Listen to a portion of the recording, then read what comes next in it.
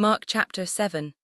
The Pharisees and some of the teachers of the law who had come from Jerusalem gathered around Jesus and saw some of his disciples eating food with hands that were defiled, that is, unwashed. The Pharisees and all the Jews do not eat unless they give their hands a ceremonial washing, holding to the tradition of the elders. When they come from the marketplace, they do not eat unless they wash. And they observe many other traditions, such as the washing of cups, pitchers, and kettles.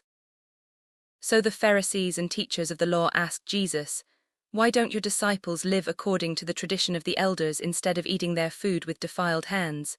He replied, "Isaiah was right when he prophesied about you hypocrites, as it is written, 'These people honor me with their lips, but their hearts are far from me. They worship me in vain, their teachings are merely human rules.' You have let go of the commands of God and are holding on to human traditions." And he continued, "You have a fine way of setting aside the commands of God in order to observe your own traditions. For Moses said, 'Honor your father and mother,' and 'Anyone who curses their father or mother is to be put to death.' But you say that if anyone declares that what might have been used to help their father or mother is korban, that is, devoted to God, then you no longer let them do anything for their father or mother. Thus you nullify the word of God by your tradition that you have handed down, and you do many things like that." Again Jesus called the crowd to him and said, "Listen to me, everyone, and understand this. Nothing outside a person can defile them by going into them. Rather, it is what comes out of a person that defiles them." After he had left the crowd and entered the house, his disciples asked him about this parable. "Are you so dull?" he asked. "Don't you see that nothing that enters a person from the outside can defile them? For it doesn't go into their heart but into their stomach and then out of the body." In saying this, Jesus declared all foods clean.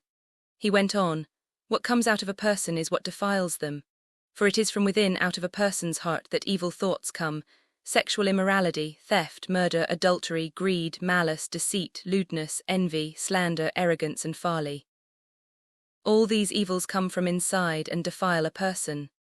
Jesus left that place and went to the vicinity of Tyre. He entered a house and did not want anyone to know it, yet he could not keep his presence secret. In fact, as soon as she heard about him, a woman whose little daughter was possessed by an impure spirit came and fell at his feet. The woman was a Greek, born in Syrian Phoenicia.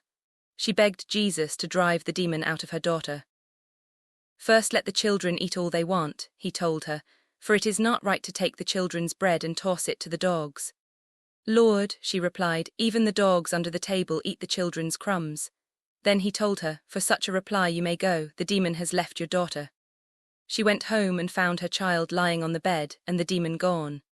Then Jesus left the vicinity of Tyre and went through Sidon, down to the Sea of Galilee and into the region of the Decapolis. There some people brought to him a man who was deaf and could hardly talk, and they begged Jesus to place his hand on him.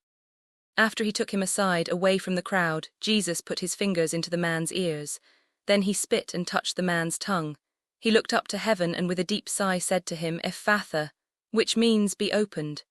At this, the man's ears were opened, his tongue was loosened, and he began to speak plainly. Jesus commanded them not to tell anyone.